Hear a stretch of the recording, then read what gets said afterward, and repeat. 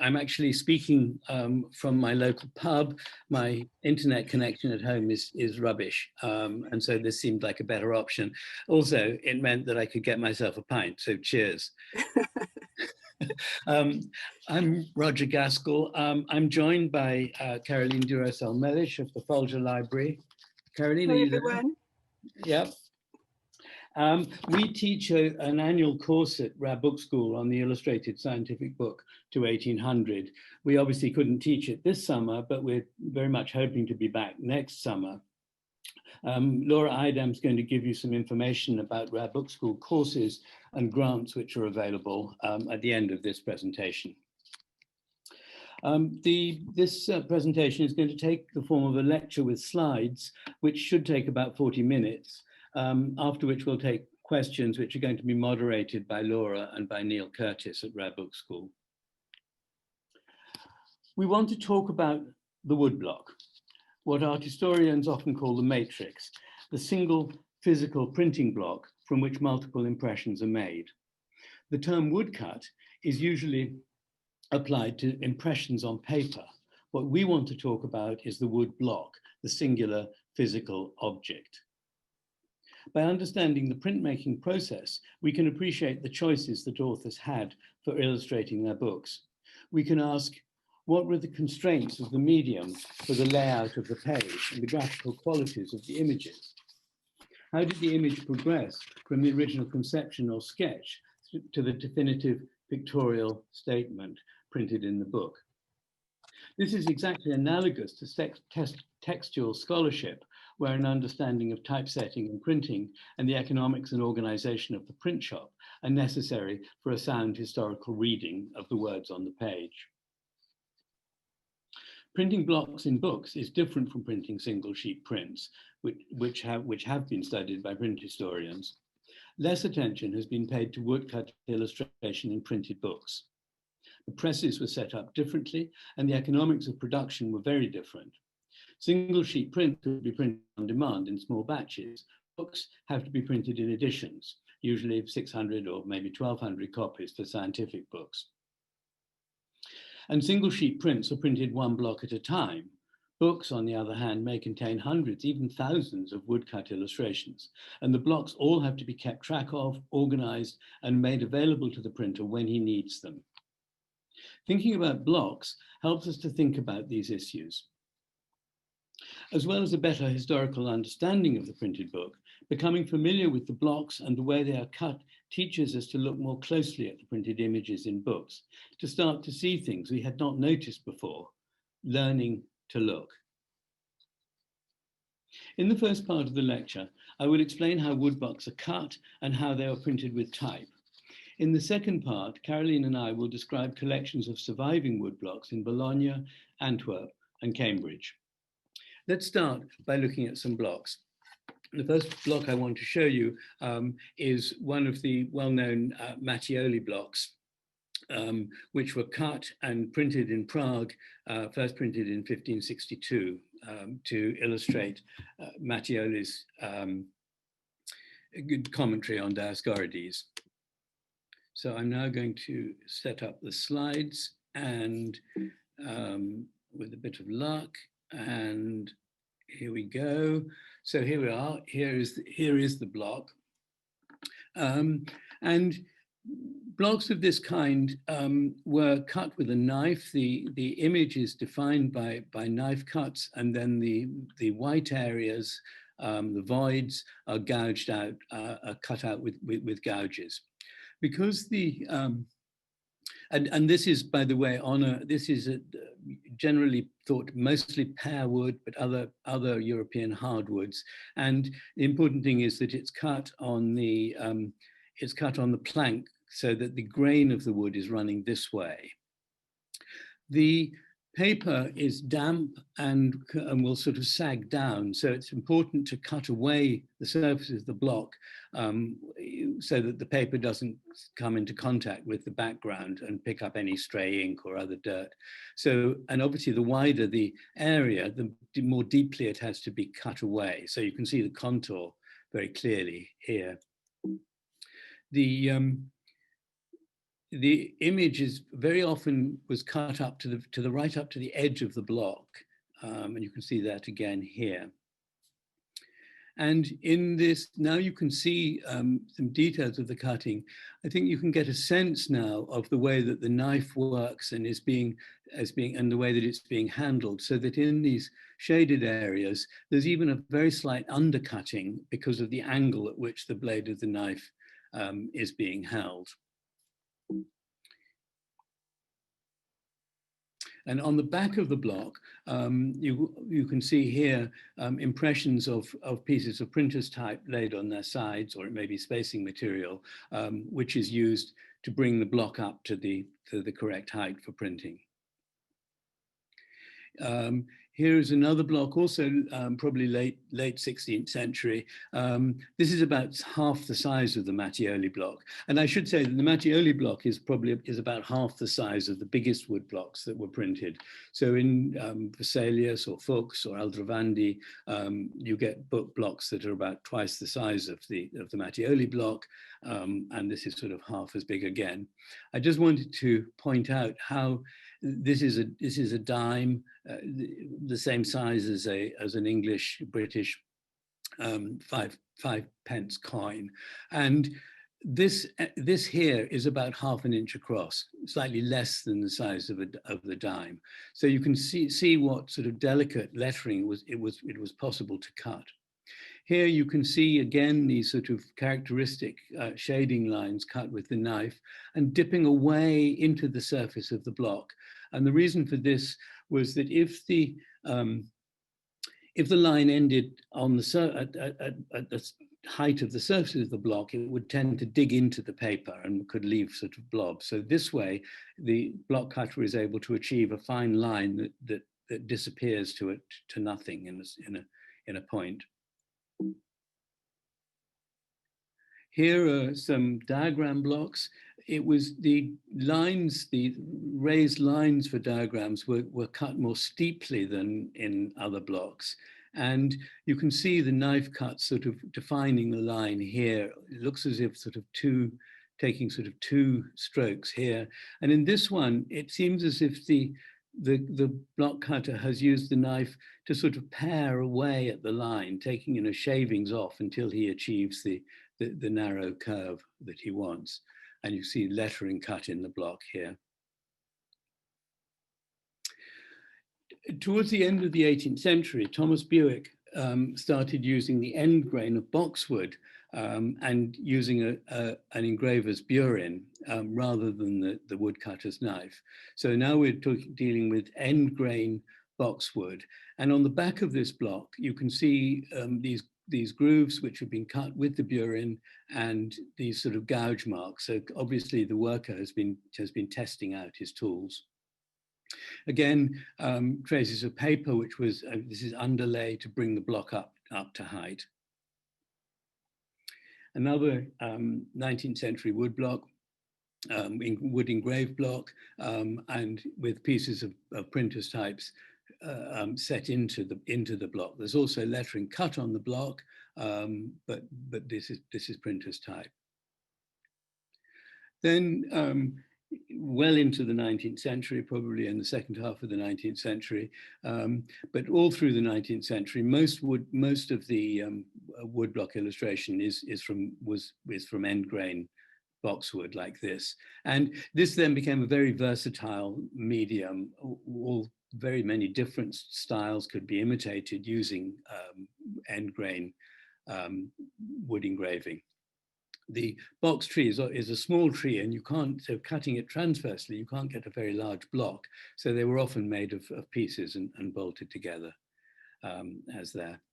So I'll stop that now. Get back to my place.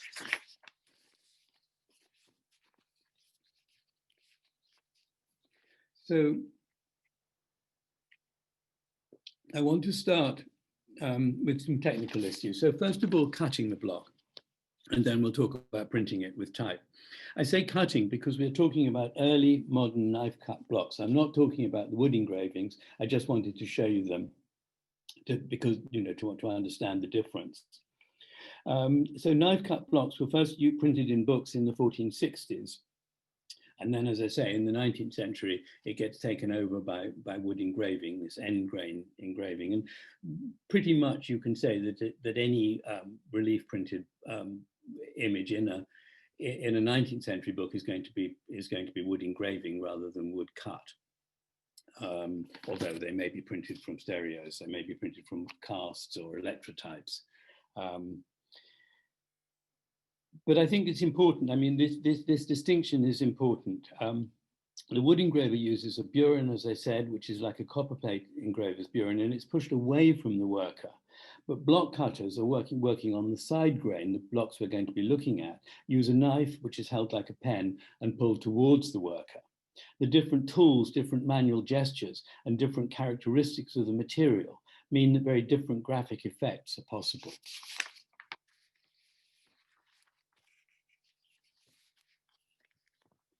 A good place to start is if we can get back to this, a good place to start is the famous triple portrait in Fuchs, which I'm sure you're all familiar with, where we can see the three most important people involved in making the woodcut.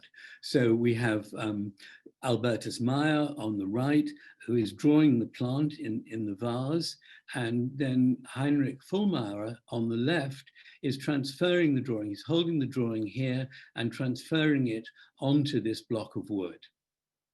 And you can see the effect in an uncut block in the Aldrovandi collection here.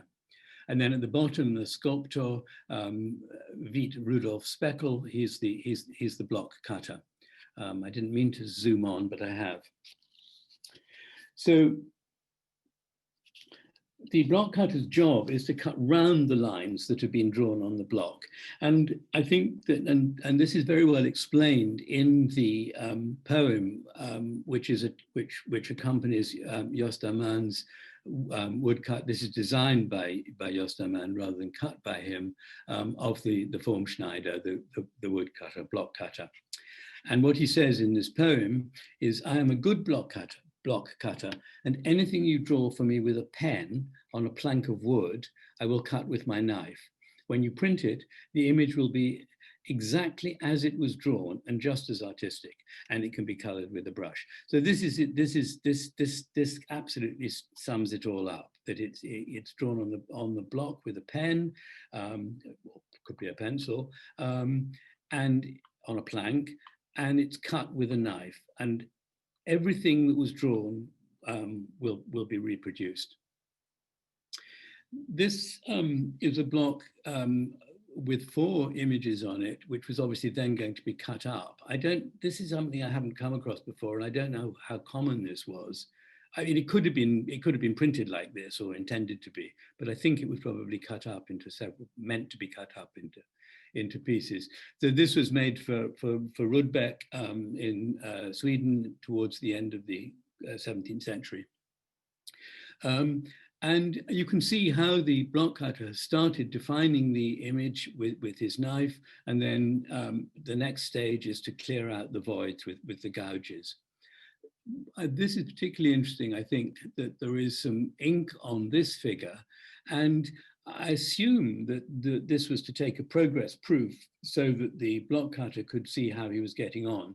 Obviously, cutting a wood block it's like sculpture. You're cutting away, so you want to be awfully careful not to go too far. So it would make a lot of sense to take a progress proof, see how thick the lines are, and then refine them if necessary. Because you can take wood away, you can't add it, at least not really conveniently. I wonder too whether a progress proof could have been shown to the author, to Rudbeck, for his approval, but that's very much a guess. In the famous full-length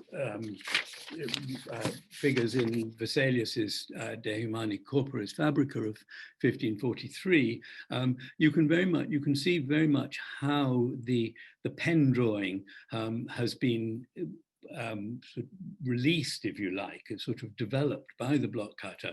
And so just as Hans Sachs block cutter says, he has produced he's produced everything that was drawn on the block has been reproduced. So it is a very exact facsimile, if you like, of the pen drawing on the block.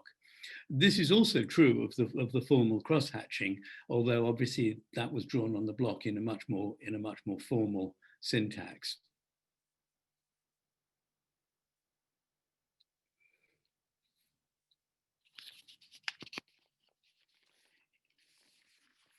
Once the as I mentioned earlier, the block cutters tended to cut the image right to the edge of the block, and this had the advantage for the printer that he could set type tight up against the block as here, or introduce spacing as here. And this gives it, the fact that he is able to go right up to the block gives him the flexibility to adjust his lines. So obviously he's got a lot of text to fit round here. So he's gone tight up to the block. Here he's introduced spacing so that he can set the type further away from the block. And have shorter lines so that he can end exactly where he wants to end. By the way, this is rather a nice example, particularly nice being a bramble, which obviously is a very unruly plant, has had to be adjusted, has had to be tamed to fit the rectangle of the block.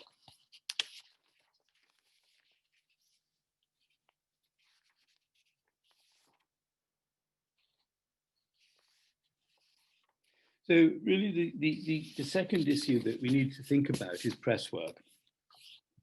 This involves setting up the press before the run, as well as inking the form of type and woodblocks throughout the run.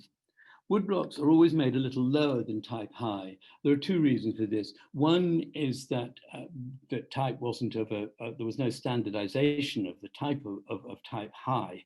So this would mean that the blocks could be used in different places.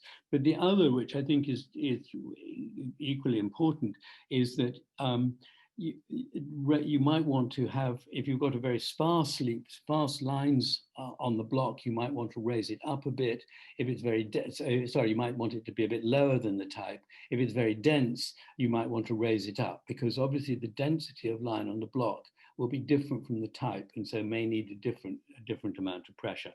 So by giving the printer the opportunity to underlay the block, he can adjust its height to get it to match the type, and also to adjust it to get exactly the density that he wants.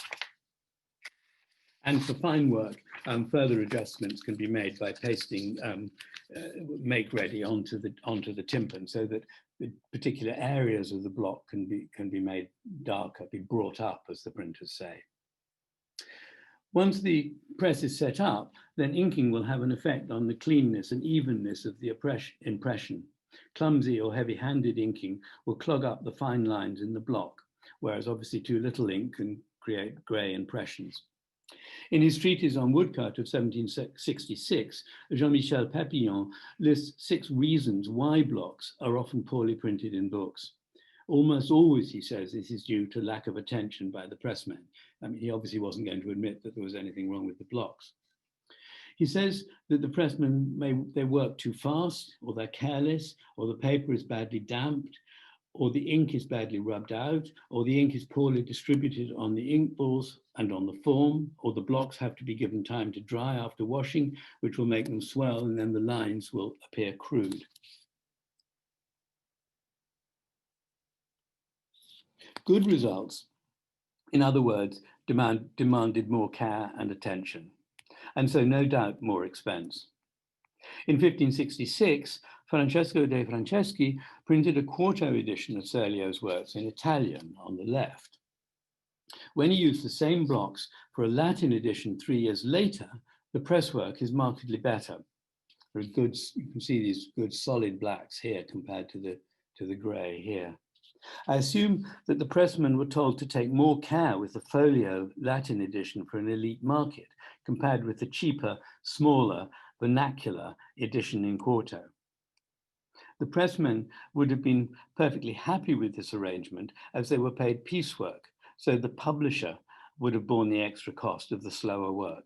In this case, at least, there is a correspondence between the quality of the press work and the intended audience for the book, and obviously the price of the book.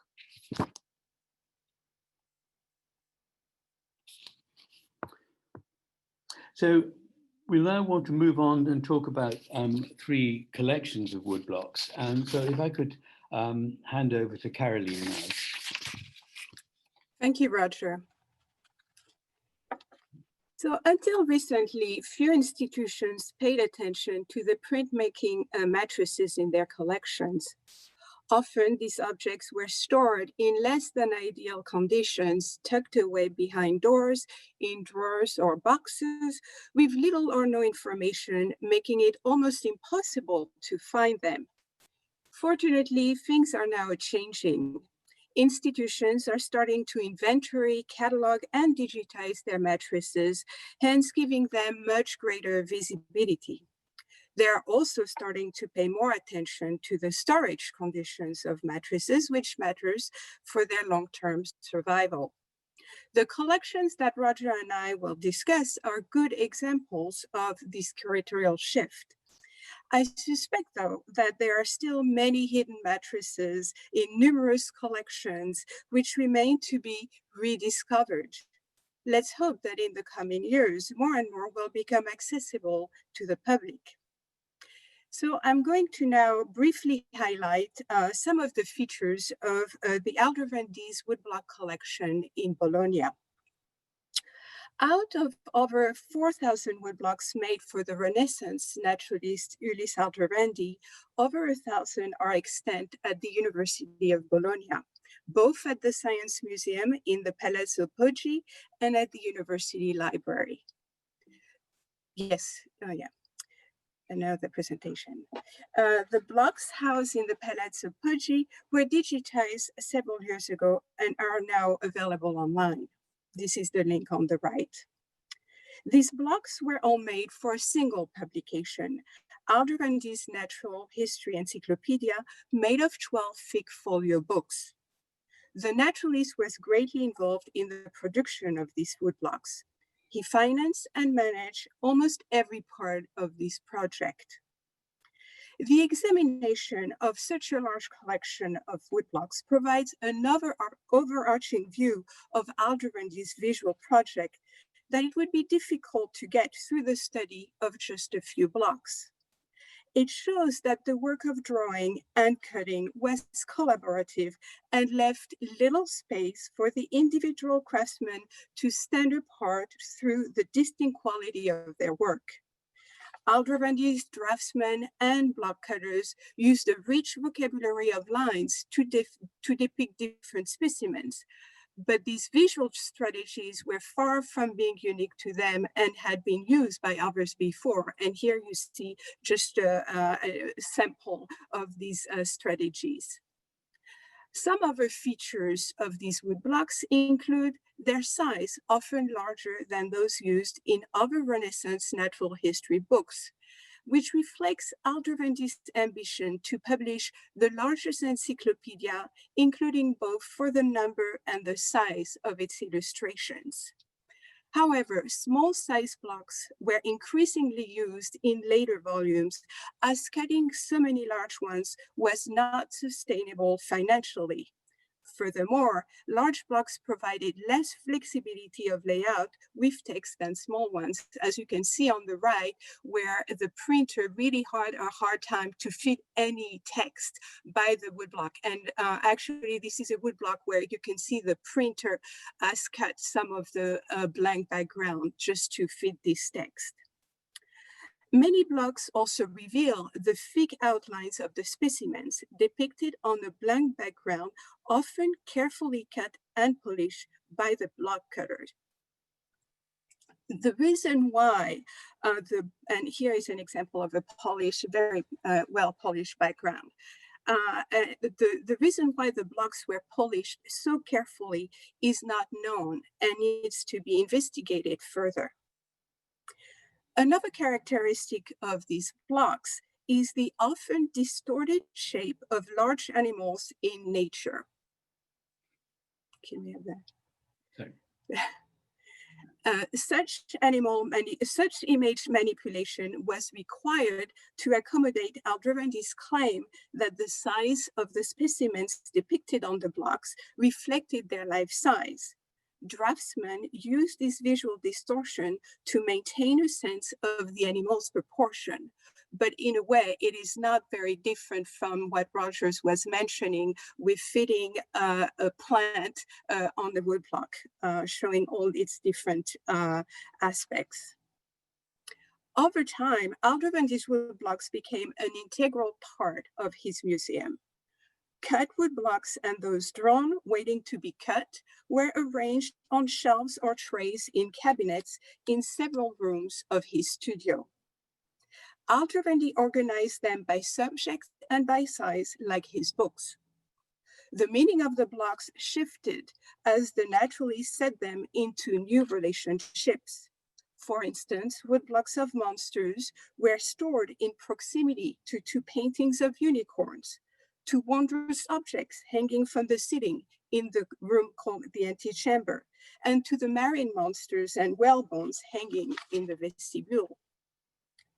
Numerous woodblocks have handwritten notes on their verso with descriptions of the specimens or references to the naturalist observations in his manuscripts.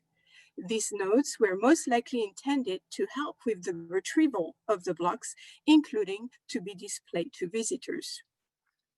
2,000 woodblocks were left drawn but uncut at Aldrovandi's death in 1605. At least one block cutter kept working on them for several years afterwards to make possible the publication of the posthumous volumes now managed by the Senate of Bologna. The substantial number of blocks uncut in the collection of the Palazzo Pucci, however, indicates that this work was never completed. It is actually fortunate for us, as these unfinished blocks provide useful information about the draftsman's work. The study of Aldrovandi's woodblock collection thus unfolds multiple layers of meaning. It documents the intention of its commissioner, Aldrovandi, the work of its craftsmen, and finally, the lives of the blocks after their creation. And now I'm Roger. Thank you, Caroline. I'll leave the slides up because I'm going to go straight on and talk about some of the botanical blocks in the at the Plantin Museum in Antwerp. These, of course, are not botanical blocks. These are diagram blocks. But I just wanted to show you this and show you this is the reading room of the Museum Plantin Mauritius. And I was looking at these diagram blocks, and here is Caroline looking at some natural history blocks. But I can show you some botanical blocks. Woodblocks are remarkably durable and can print many thousands, even tens of thousands of impressions without appreciable wear. Considerable resources will have gone into their making, and not surprisingly, they were sold or rented out and reused, not only in new editions of the original works, but in other works for which they were not originally conceived, the information they embodied being of enduring scientific value. It is well known that two editions of the English Herbal of John Gerard used rented blocks. The 1597 edition using Frankfurt blocks, the 1633 and 1636 editions, blocks rented from Plantin in Antwerp, or rather the Plantin Press. By this time, the press had amassed a large collection of blocks in all fields, including a vast stock of botanical wood blocks, allowing the Officina Plantiniana to dominate botanical publishing in the 16th and 17th centuries. It's usually said in the Low Countries. I slightly feel it's sort of throughout the whole of Europe. To dominate botanical publishing, so with editions of the work of Rambert Dodoens, or my Flemish friend says something like Dodoens, but of course I can't say that properly, so I'll stick with Dodoens. Charles de Lecluse or Clusius, Nicolas Monades, José de Acosta, Matthias de Labelle. The 4,000 botanical blocks are still in the Plantin printing house, now the Museum Plantin Mauritius, and part of a collection of some 14,000 blocks, which have recently been digitized. The museum is holding a webinar about the digitization project on the 7th of December, which I think is going to be fascinating. I shall certainly be there. Remotely. The botanical blocks have been analyzed by Jessie Wei-Swan Chen, and she's very kindly let me use her spreadsheets in which she has tracked the use and reuse of all 4,000 botanical blocks. This is absolutely fascinating. While most of the blocks were cut in Antwerp, 278 blocks were cut in London for this book by the French botanist Pierre Peyna and the Fleming Matthias de Lebel, and published in London in 1571. This book is fascinating for what it reveals about the printing of woodblocks, as well as the function of blocks in a printer's inventory. Peyna and Lebel, who's also known as Lobelius, for whom the genus Lobelia is named, were fellow medical students at Montpellier and came to London in December 1569, bringing the text and drawings for the book with them. The colophon shows that the book was completed by the 1st of January, Calens Januarius, in 1571. From the arrival of the botanists in London to the completion of printing was just 1 year. This isn't an inordinate amount of time to print the 132 folio sheets which make up the book, but it does seem as if cutting all 278 botanical blocks in a year and keeping pace with the letterpress was a tall order. On pages 11, 32, and 150, there are inserted slips with woodcuts and brief captions, or quite long captions. And these illustrations are clearly afterthoughts. They obviously weren't planned. There's no space for them. On the other hand, there are two cases, and this is the first of them, on page 252, where spaces were left for the illustrations. So this is a really fascinating cut in its own right, because it's very unusual in not just having the plant, but showing its use. And here the tobacco leaves are being smoked in what appears to be a sort of, I don't know whether it's a funnel, it's been described as a funnel, like a sort of pipe, but I wonder it's actually meant to be a very large cigar. The image is highly significant because the cultivation of tobacco in the Americas was a key driver of the African slave trade, and the figure smoking does seem to represent an African slave. Peyna and Lebel would have known the plant from its cultivation in France at this time. And you can see that, so there's a blank space where this has been pasted in, and you can see where it's sort of overlapping the type, and here. There's another case of this here, where you can see that obviously the printers didn't know how much space to leave, and therefore didn't leave enough space, so the image has to go above the headline. And they'd obviously printed another a page number here, so that when the book was assembled, it was known where this needed to be pasted.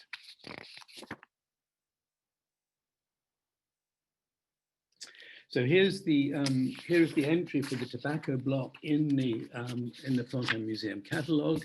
There's the block, and there's the verso of the block, or the back. And this is what you see in the catalogue for all 14,000 of the Plantin blocks. Interesting. I mean, Jessie Chen has pointed out that a lot of the London blocks have sort of beveled on the back. It seems as if, I mean, the tree is growing this way, so it seems as if this plank has simply been cut out of the tree. But as this part doesn't matter, they didn't worry about going, taking a plank further into the tree, which was fully squared. So this block was used 3 more times in Antwerp, but this is really amazing. This block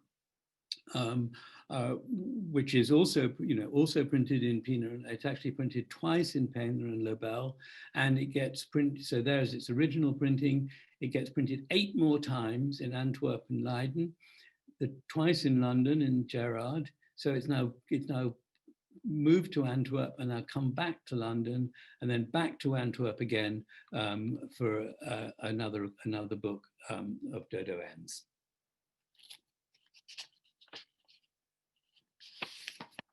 So if these editions sort of had on average 1,000 copies, which seems reasonable, and as I say, it was used twice in this book, this means that this block must have been printed at least 10,000 times, and it's still in great condition.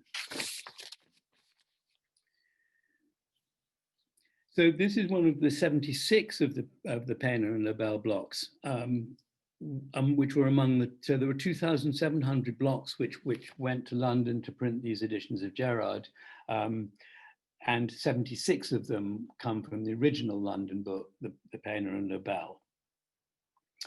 The deal was for one edition, but much to the exasperation of Plantin's successor, Balthasar Mauritius, they were not returned after printing was completed in 1633. The London publishers hung on to the blocks and used them again without permission for another edition in 1636. This meant that not only was the Plantin Press defrauded of the rent for the second edition, but it delayed the printing of a new edition of Dodo Ends, which was being planned. After this, Mauritius did not rent out his blocks. So that's what I wanted to say about the Plantin blocks. And I'm now going to move on to some diagram blocks, which are in Trinity College Library in Cambridge. These are blocks which were cut for the Harmonia Mensurarum of Roger Coates. You can see one of the blocks here. And when I first saw them, they were stored in this old Bible box.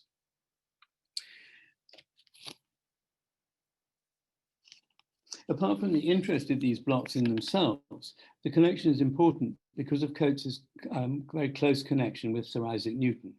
Coates was in Cambridge editing, and he was editing the second edition of Newton's Principia and exchanging letters with Newton, who was in London. The diagram in Coates's book, these diagrams here, and in the Principia, Newton's Principia, are similar, and they were cut by the same London block cutter.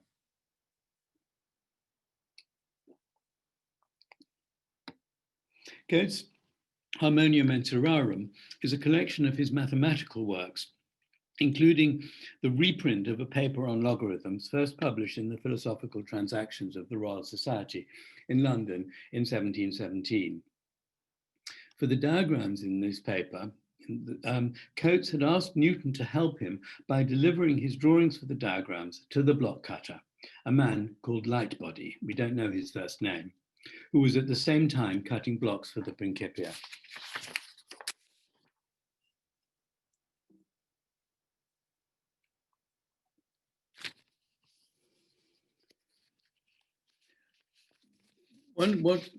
What stands out about a number of the blocks in the Coates collection are blocks in which printer's type has been inserted, just as I showed you with the 19th century wood engraved block. So this is printer's type, and it's obviously corroded slightly, and you can see this here, and you can see it poking through the bottom of the block. There it is on the top, and there it is on the bottom.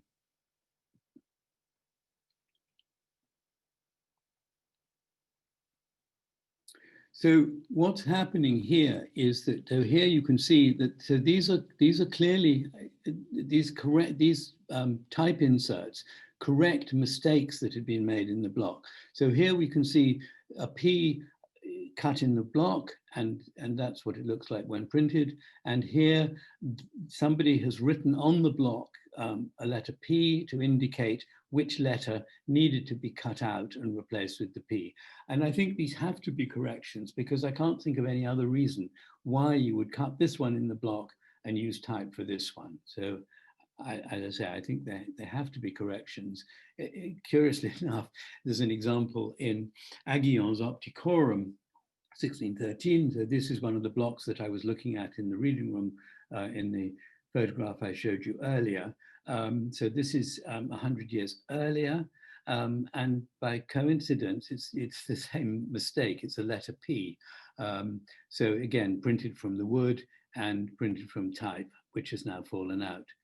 And you wouldn't notice, I mean, now that I know this, I'm beginning to see what I think is type in other books, but it's without the blocks, it's very difficult to be sure.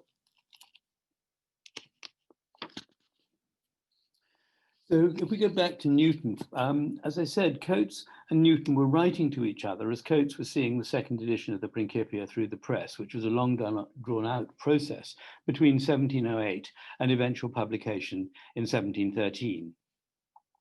Blocks were being sent down to Cambridge as the sheets were being printed off. After 5 sheets had been run off, printing had to be halted as 2 blocks had to be sent back to London by the carrier to be, quote, mended by Mr. Lightbody. My guess is that in this case, the error or defect would have been put right by plugging and recutting. I don't think Lightbody would have used metal type, as I can't see any reason for a block cutter to have printer's type in his workshop. I assume, therefore, that type corrections, such as those seen in Aguillon and Coates, and later in wood engraved blocks, would have been done in the printing house. Such corrections, therefore, are like corrections to printed text. The author, editor, or a professional proofreader corrects proof. The proof sheets are returned to the printer, and if the correction is in the text, the letters or numbers are picked out of the form of type and replaced. If the correction is to a woodcut diagram, the block is corrected by cutting out the offending woodcut letter and replacing it with printer's type. The fact that we see the same thing in Antwerp and Cambridge 100 years apart suggests that this method of correcting diagram blocks was a standard procedure, but it's not mentioned in any contemporary sources or in the secondary literature, and it has only come to light through examination of these blocks. Another discovery, hidden in plain sight, was in a well-researched copy of the first edition of Newton's Principia, London 1687. Which is marked up and annotated by Newton himself. It is not the copy text for the second edition, and its status has always puzzled Newton scholars. What nobody had previously noticed is that the stub of the front end leaf in Newton's own hand has this inscription: Mr. Lightbody at the Falcon in Shoe Lane. So Shoe Lane is off Fleet Street in London, which was the centre of the book trades in London. All of the diagrams in this first edition of the Principia, the first edition on the left, all of the diagrams which are annotated by Newton in this way appear in the Cambridge 1713 edition. So this is the copy for the revised second edition, and nobody's noticed this before. I mean, this is extraordinary. This, I think, does show how little attention has been paid to images, even in so famous a book as the Principia. And I just want to finish the slides by showing you that the blocks have now been properly conserved. So let's stop the slideshow and just a few conclusions. We're a little bit over our 40 minutes, but I just want to make some further remarks. By paying attention to the drawing of figurative images and diagrams, their manipulation and transfer to the blocks and the cutting of the blocks, we have a better understanding of the roles of the various craftsmen involved. Much of this information comes from the study of surviving blocks.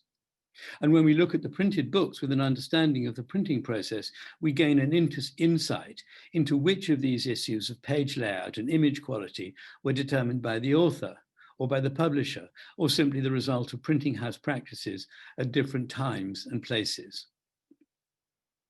Anatomical and natural history illustrations are carefully constructed statements about the structure and appearance of their subjects. They're certainly not equivalent to photographs.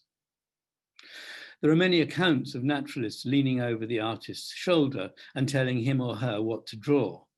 As Claude Perrault put it in the 17th century, quote, "The importance is not so much to represent well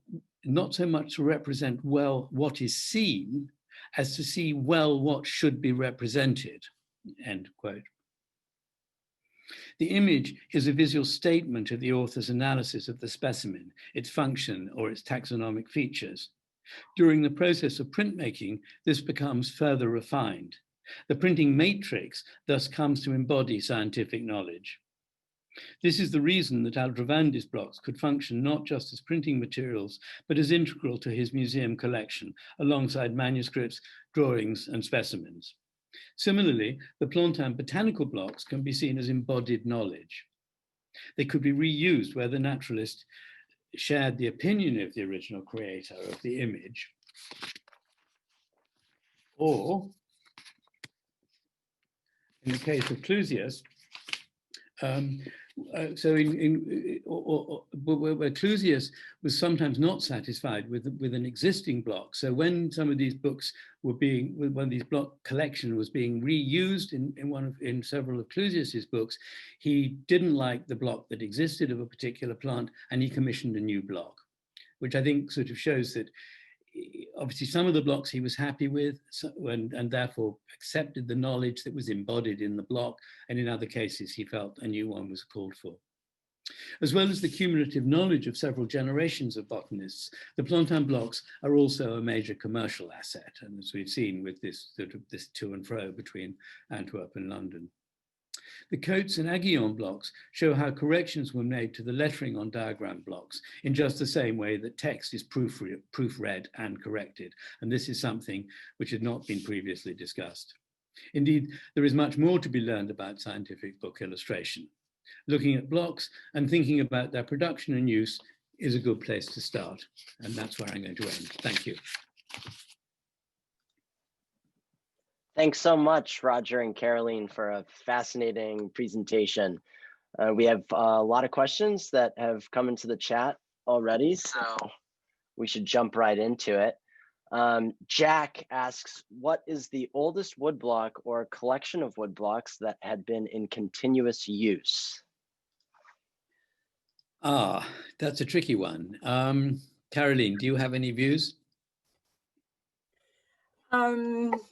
Maybe in the Plantin collection. I was thinking also the Remondini collection in Italy, where, I mean, a collection of, well, a lot of wood blocks, including blocks for popular prints.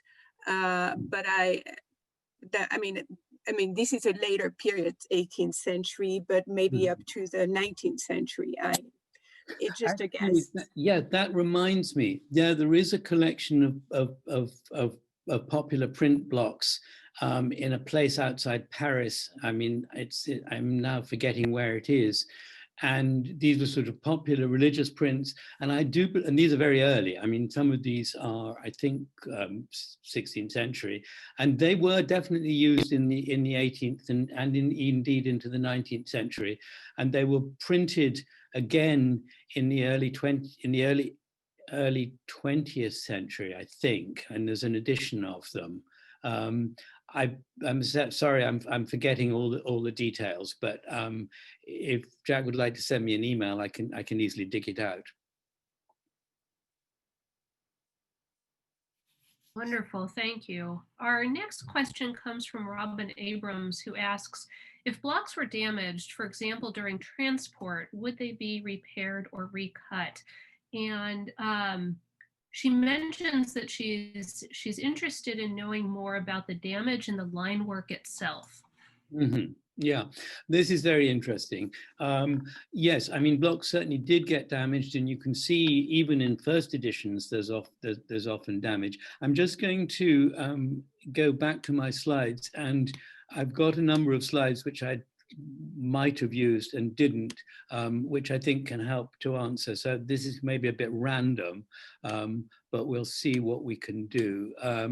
So yes, in fact, luckily this comes up straight away. So this is one of the Coates blocks, which must have got damaged and has been mended by a piece of printer's rule. Now, whether that a common procedure? I've no idea. I think that's very interesting. The standard way of mending blocks, of course, was with plugs, that you could cut out a slot in the wood, put in a new piece of wood, and then this is the new piece, presumably either correcting an error or correcting damage to the block.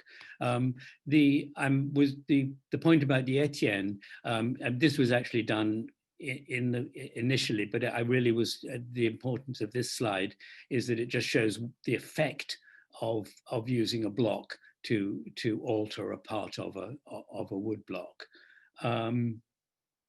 So, and I've also seen, and it's interesting, this happens in the East as well. I've got a Japanese wood block in which a bit of the border, the line border around the block has obviously become damaged, and sort of another piece of wood has been dovetailed in and then cut to form the line. So yes, I think that basically anything that a woodworker can do can be done to a block, and then the block cutter can recut what's needed. Going back to this correction with printer's type, I assume in that case it was just much simpler to use a piece of type than to plug it and use wood. Printer's type was to hand in the printing shop, so it makes sense to use that. But certainly blocks could be repaired. But it's a laborious process, and the repair usually does actually show up, as in the Etienne, where you see the white line. Great, thank you, Roger. Our next question comes from Vivian, who asks if the authors like Newton or Coates would also do the drawings.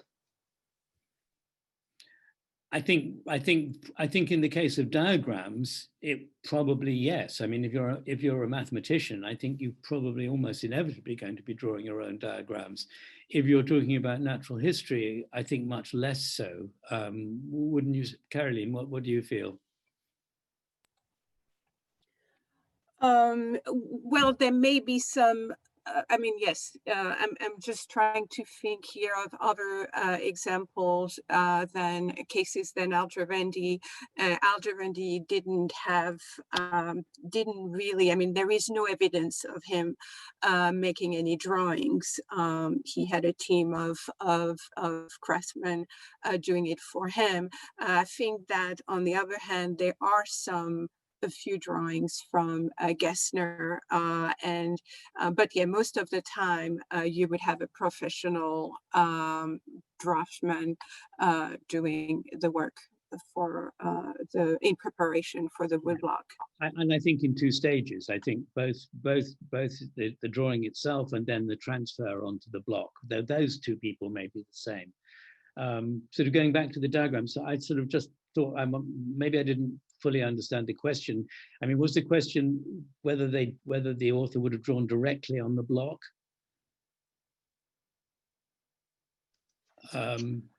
That is unclear. I would have to maybe anyway, Vivian, I think the answer, the short answer is that on the whole, authors probably, mathematical authors I'm sure drew their diagrams. I think that natural history authors probably use professional draftsmen. All right, thank you. Our next question comes from Sam Lemley, who says hello and Hi, thanks. Sam. And asks, how are reprints of the same block identified? Is it a process of more or less manual searching? He's wondering how the spreadsheet you mentioned was compiled. That was, I think that Jesse made the spreadsheet purely, just a lot of hard work. I mean, it's just going through the books and recognizing the cuts. Obviously, I mean, we know that wood blocks, they deteriorate by getting chipped. I mean, the images stay pretty good, but as is well known, as we can see from book to book, the chips can arrive.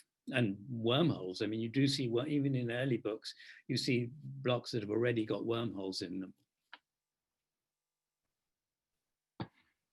Great, thanks, Roger. Next question comes from Jason W. Dean, who's interested to know if there's any reasoning behind by the printer in the initial choice of inserted type over cut in the block itself. There are, I mean, there are many cases where whole words or even sort of chunks of text are sort of set into woodblocks, and I think in this case it makes a lot of sense. You see this right at the, even in the sort of the early 16th century, maybe at the end of the 15th, I'm not sure, where there are woodblocks for maps which have printer's type, perhaps not full pieces of type, but casts from type, stereos, which are then nailed onto the block. And all through the early modern period, you get type, set type, whole words inserted into blocks. I don't think that, and then, in fact, there is one of the, I think I may have got a slide of that, actually. There is one of the Plantin blocks.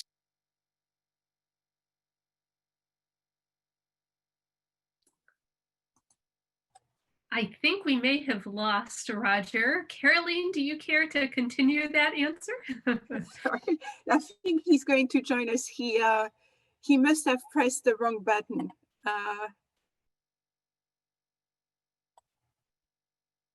Well, we will be very happy to readmit him as soon as we see him. And in the meantime, if you'd like, we can either continue with that response or go on to a new question. Why don't we go to another question? I'm sorry. That's fine. So our next question is, what kind of wood was used in general for these wood blocks? Yes, so I think that the assumption that pear wood, actually it's more than an assumption, is pear wood was the most common wood used, although this is really an area where more research needs to be done, and much more investigation needs to be done, and it seems that actually a wide range of woods could be used depending on the location, the situation, and so on. But for example, the Machioli blocks are pear wood, the Aldrovandi blocks are pear wood, and yes, that it seems like it was, and I'm not sure the Plantins, I'm assuming the Plantins wood blocks were also made of pear wood, but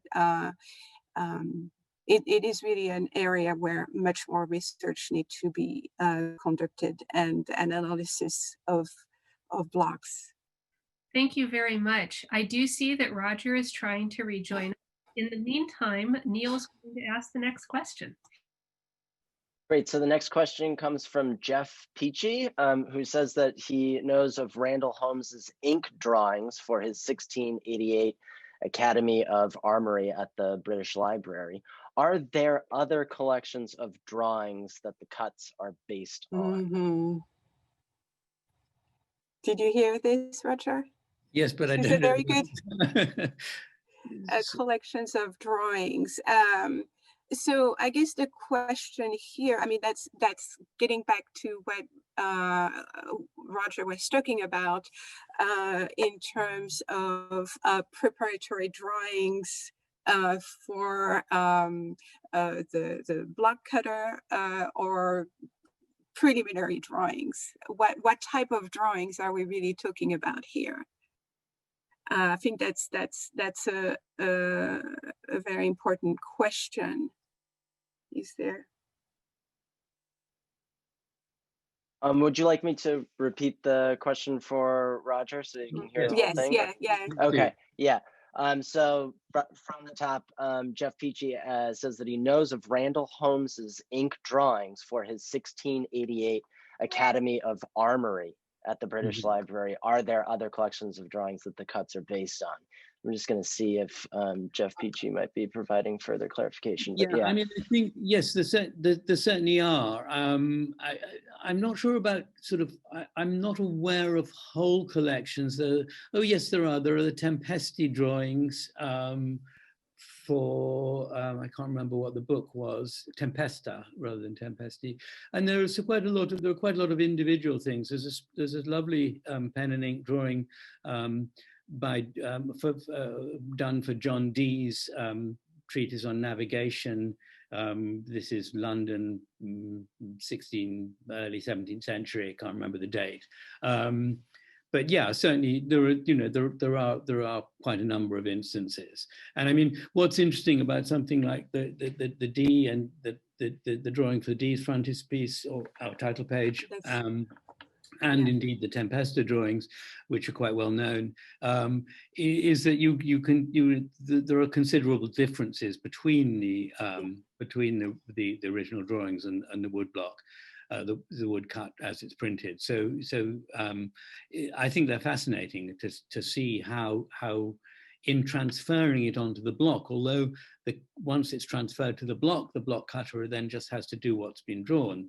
But in transferring from the drawing on paper to the drawing on block, obviously a lot of changes get made. Excellent, thank you. Our next question comes from Amanda Langendorfer, who asks or notes, I've always wanted to be able to explain to students how to tell the difference between a woodcut and a wood engraving by sight. Might you have any suggestions on how to approach this? Are there distinct artistic features to look for when looking at a work? I'm just going to give you a really stupid answer. Look at the date on the title page of the book. Mostly up to 1800, it's mostly going to be woodcut, except for the sort of Buick style woodcuts. We all know, of Buick and his followers, and they're fairly distinctive in style. But really, from about 1900. From about 1800 onwards, it's mostly going to be wood engraving.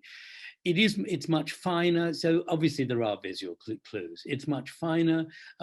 People like to say that wood engraving is characterized by white line work rather than, but actually this is often very tricky. Even with Buick, it's very tricky to see whether he's actually using the white lines or the black lines to define his image. He's actually doing both.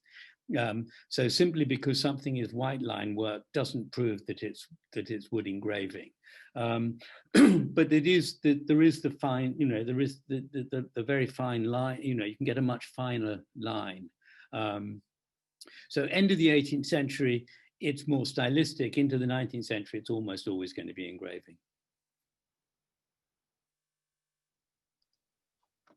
Great. Our next question comes from Yalda. So there is some debate regarding how the diagrams in Ratdolt's, I'm sure I'm mispronouncing that, 1482 editio princeps of Euclid's elements may have been made woodcuts versus metal strips. Are there surviving woodcuts from this early period to give us clues on the types of wood available, how fine the lines could be cut, etc.? The lines can be incredibly fine. I mean, we've got, Holbein, woodcuts after Holbein, or even going back earlier. I mean, think of the Hypnotomachia polyphily, very, very, very fine lines. Everybody says that it's mostly pear wood, and I think you can, get extremely fine lines. So I don't think there's a problem there. I think I do agree with the idea that the Ratdolt Euclid of 1482 was printed from metal strips because of the way the line ends and so on. What I think is interesting about it is that it dies out. I mean, around that time, and in fact, I think before Ratdolt says he's invented a new method, but he doesn't say what it is. I think there are people who are using metal strips before Ratdolt and after, but then it seems to revert to wood, as as in the examples that we've been looking at. So I suspect that in the end, it was just easier to do it with wood. even though obviously extraordinary, it must have been very, very skillful. I think what is an interesting question is how these strips were set up. Renzo Baldasso believes that they were set into plaster of Paris, and he's done some experiments and shown that this is possible. Personally, I mean, my own view is that it's more likely that they were set into blocks of wood. That if you cut a groove in the wood and put the metal strip into the groove, and I think it's rather interesting that mended Coates block actually has a piece of metal set into a groove in the wood. So I think that's probably how it was done. Thank you. Our next questions come from Thomas, who asks, are there firm numbers for the size of any of the print runs? And was the woodblock rested after a certain number of printings before being used for additional printings? There certainly are print runs. I mean, this is the great thing. This is what's so wonderful about the Plantin Museum, because they've got all the archives, all the print runs are recorded. Plantin Press typically printed 1,250 copies. That was their kind of standard print run, but it wasn't universal. As for resting blocks, and I should say that other than Plantin, we often don't know. There are, it tends to be here and there. We've got data, but with Plantin we do know. As for resting, I don't know. I don't think it would make any difference to the block. I mean, Papillon, as I mentioned, talks about the problem of washing the block after printing and that it can swell. So, I mean, clearly that's an issue. But in between editions, I don't know. I don't see it would be a problem. I think you could go right ahead and print another one next year. Next question comes from Patrick, who wonders if there is any information on how print shops manage the blocks in the workshop. He mentions that for type, there are obviously the specific type cases, but the amount of blocks for a book would likely be numbered or named on the side or back. Were there special cabinets or shelves? And is there information on how they were packed for shipping between different print shops? Caroline, any? I would love to know. I would love to know this. Yes, I mean, looking at the Aldrovandi wood blocks, they were in cabinets. We have a fair amount of information in the Aldrovandi archives on how they were stored. But any comparison with how they were, I mean, it's interesting how the Machioli blocks, for example, a number of blocks and the Plantins too have pasted labels on the back. So that was a way of clearly inventorying them and retrieving them. But other than that, I don't know, Roger, do you have? No, I haven't come across anything about storage and retrieval apart from what's on the blocks themselves. And yes, absolutely. Most of the blocks I've seen have got some kind of information written on the back or on the sides, or on a pasted label. And I don't want to be too critical of wonderful projects like the Plantin, but I do think that in an ideal world, all 6 sides of a block should be photographed, because there often is information on the top, on the sides, as well as the back. Digitization projects tend to do the front and the back, and I wish they'd do with the other 4 sides as well. Wonderful, thank you. I think we have time for just one more question before we conclude today, and I will let the audience know we'll be sharing all of these questions and comments with our presenters. So this final one comes from Florence, who asks, can you make any generalizations about differences between woodblock techniques or conventions for text-heavy images versus diagram or image-heavy images? Or does the development from block books to letterpress in the Western printing tradition make it hard to say? Yes. Gosh, I'm not sure that I fully follow the question. I mean, block books are complicated anyway, because we're not even sure that they may come after the beginning of movable type.